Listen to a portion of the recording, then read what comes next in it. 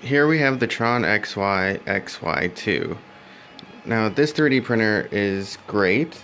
It's very reliable. It has your filament runout sensor there, right here.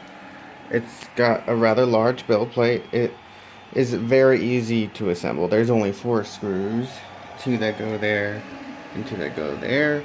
The touchscreen is fantastic. It's very responsive.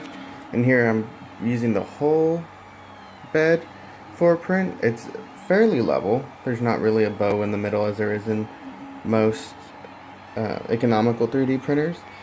It's got pretty good accuracy. I printed this out for my other 3D printer. It has very little stringing. Does overhangs fairly well. Just needs a little more tinkering on the profile side, the software. But overall, I would recommend this printer. I wouldn't say it's a beginner printer, but it is fantastic as a backup printer or even a gift, which this one actually is a gift.